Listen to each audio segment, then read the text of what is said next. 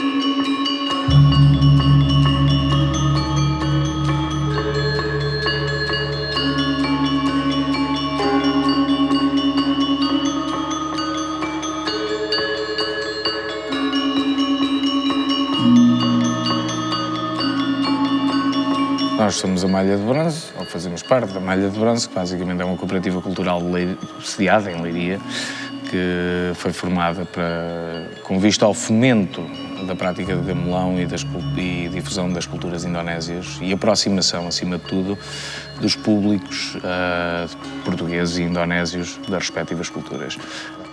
Gong, porque no Bali, apesar de haver a palavra gamelan, gamelão, gong é música, é um instrumento, é tocar, é gamelão, é tudo.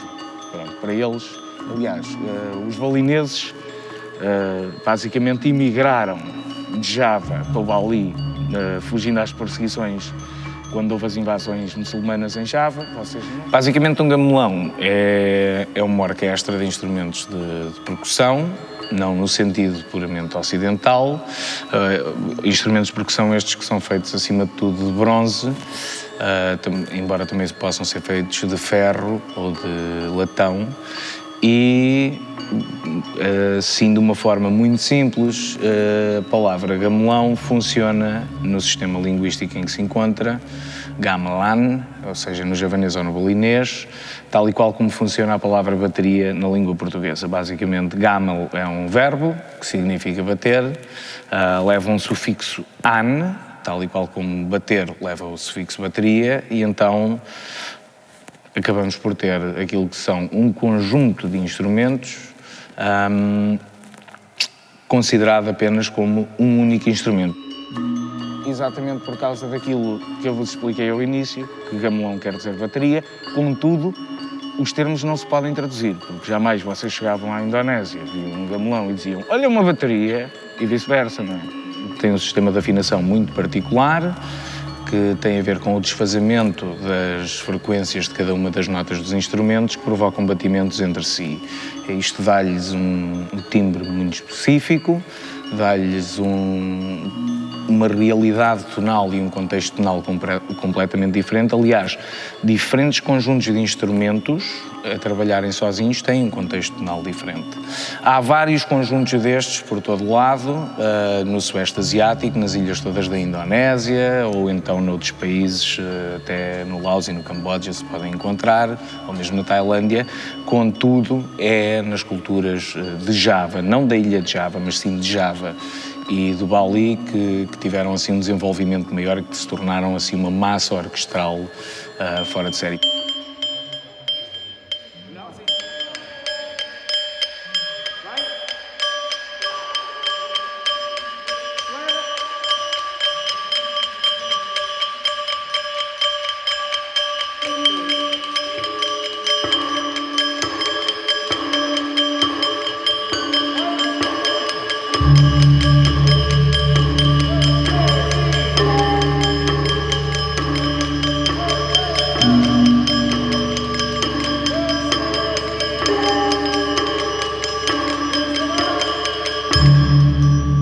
O gamelão que nós tocamos é efetivamente balinês, mas há diferentes tipos de gamelões e diferentes conjuntos de gamelões. Aquele que nós tocamos chama-se gong kebiar e é efetivamente o estilo mais difuso e o mais conhecido por todo o mundo. Para além disso, é muito importante referir que na Indonésia, quando se fala de um gamelão, fala-se dos instrumentos. A ideia que se tem é dos instrumentos. Portanto, um gamelão não é um conjunto de músicos, como, por exemplo, as orquestras ou uma filarmónica ou assim, são os próprios instrumentos.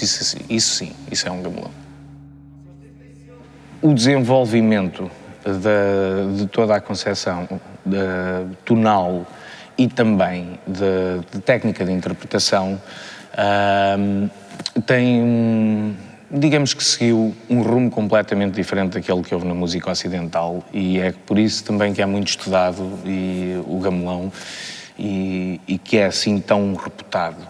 Basicamente, baseia-se na tradição hindu, mediante a qual há sempre toda esta ideia de um dualismo, de termos sempre que encarar o mundo a partir de pelo menos dois conceitos. Se temos um conceito de alto, temos que ter um conceito de baixo. Se temos um homem, temos que ter uma mulher. Se temos o bem, temos que ter o mal. E como tal, a própria técnica de interpretação está concebida para ser tocada sempre pelo menos por dois intérpretes. Ou seja, a música de gamelão não se toca sozinho. Ponto final.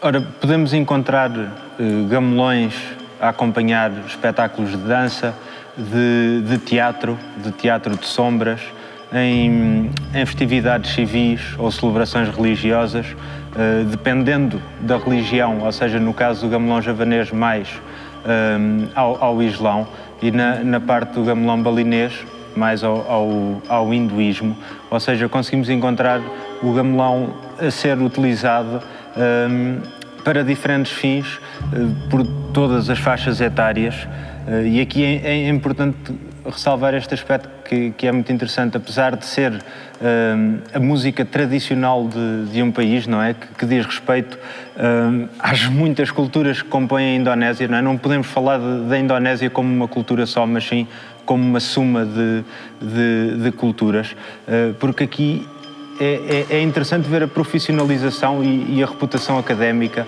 e o crescimento académico que existe na Indonésia. Há pessoas que vivem efetivamente de tocar gamelão, de dançar, de criar os fatos para acompanhar as danças, de criar os bonecos, as marionetas dos teatros de sombras, que fazem a parte da escultura toda dos instrumentos que estão a bater no bronze, que trabalham todos estes aspectos, ou seja, é um meio altamente profissionalizado. Contrasta até bastante com aquilo que estamos habituados no Ocidente, não é? Não há assim tanta gente a viver da arte ou da cultura mais tradicional. E ali há um investimento muito grande da parte do Estado e das próprias pessoas em preservar a cultura e em manter bem vivo aquilo que é tão deles, que só pode ser feito por eles e que é efetivamente deles.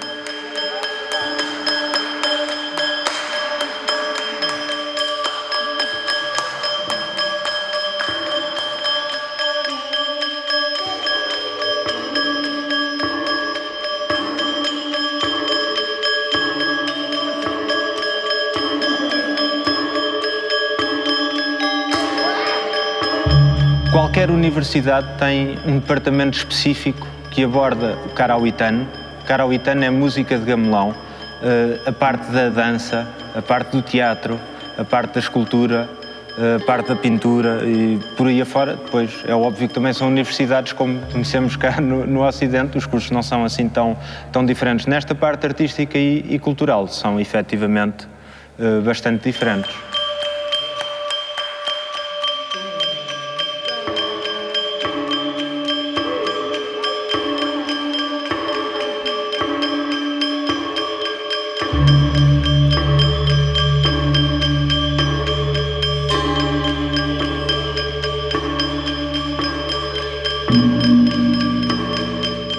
Quando falamos da Indonésia, falamos da soma das culturas presentes nas suas entre 13 e 17 mil ilhas, nos seus 3 fusos horários, nos mais de 250 milhões de habitantes.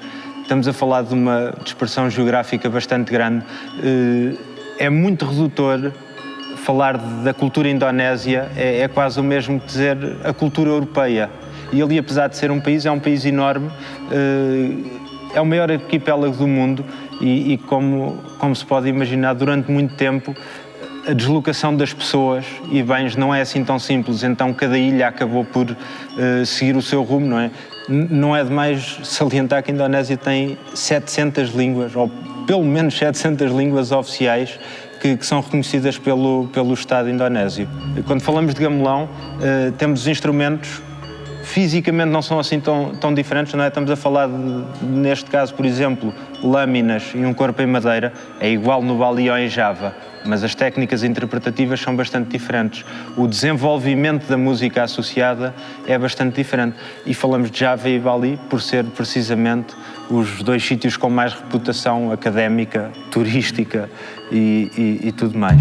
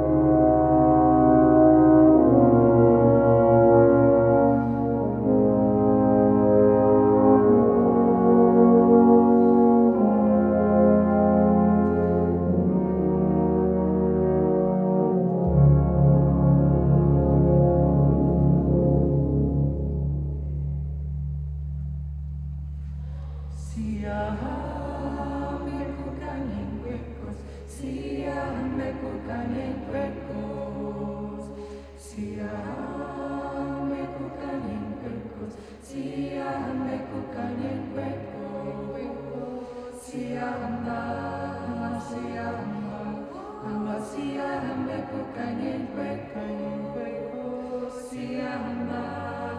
Em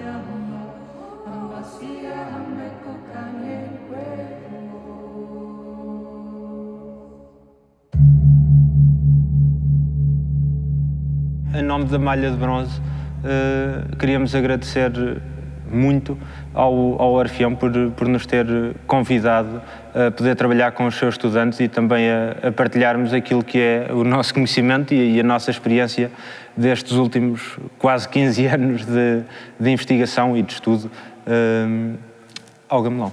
Obrigado. O importante era mesmo que vocês gostassem. Eu espero que tenham gostado. Eu gostei imenso. Epá, e olha, ok, vá. Nós é que agradecemos. Bem, está feito.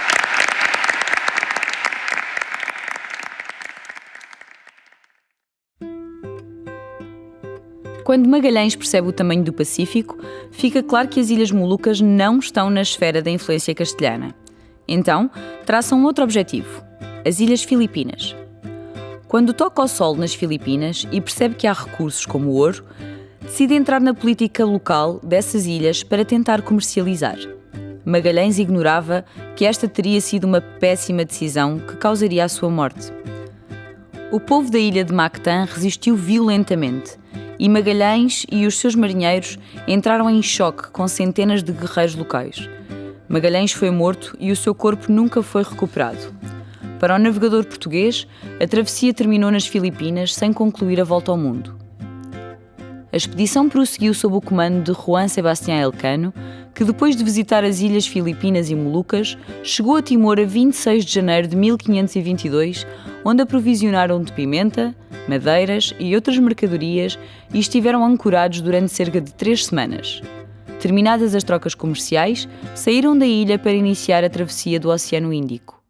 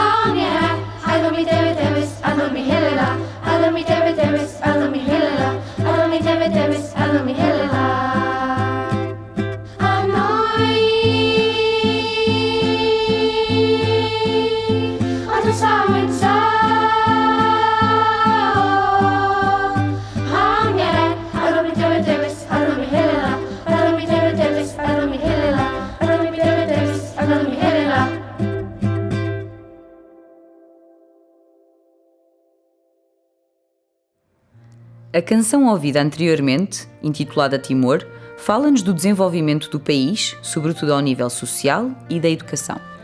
A música de Timor-Leste reflete o contexto geográfico, cultural e social local, pelo que nela é possível perceber elementos distintamente aborígenes, mas também influências de outras culturas musicais, como a ocidental, fruto da colonização portuguesa. A música e a dança interligam-se nos géneros tradicionais timorenses, sendo elementos fundamentais da expressão cultural. Do repertório tocado constam 4 géneros bem definidos: tebe, tebedai, dança e cançone. Todos se baseiam na tradição oral e foram passando de geração em geração. A coreografia que acabamos de assistir trata-se de um tebe, palavra em tetum que literalmente significa dançar. É um género tradicionalmente executado em todas as casas de Timor-Leste ao anoitecer, em festas de caráter animista, durante a época das colheitas ou ainda na abertura de uma casa sagrada. Os instrumentos musicais, os trajes e os objetos de adorno desempenham igualmente um papel relevante na performance musical. Dos primeiros, salientam-se o babadoc, que é um pequeno tambor de madeira, e também as violas e as flautas de bisel soprano, instrumentos ocidentais introduzidos na performance timorense. O ritual demonstrado nas imagens faz parte da tradição do posto administrativo de Venilale, município de Baucau, e tem origem em Suco-Fatúlia. Já desde os antepassados timorenses, que os rituais de cura são aplicados em pessoas que vivem longe dos centros de saúde ou que já consultaram um médico e os tratamentos hospitalares não funcionaram. As famílias decidem consultar o Matandok, ou seja, o curandeiro, que utiliza boá, que é noz de betele, e malustahan, que é folha de betele, no processo da cura, assim como moedas de prata e ouro, velas, carne e arroz para reforçar o espírito. Fazem também oferendas às árvores, mostrando o seu respeito e adoração. O curandeiro faz-se acompanhar por pessoas integrantes do ritual que tocam kai-kebi, uma viola tradicional, e que dançam bidu, no sentido de animar o paciente. A canção tradicional timorense Mai Falie, que vamos ouvir de seguida, fala do retorno a casa. Quando estamos longe da nossa família, da nossa terra, das nossas origens, há sempre algo ou alguém que nos diz volta para casa. Tal como transmite a canção, o sol já se pôs, a lua está a brilhar, a mãe está a chamar para casa.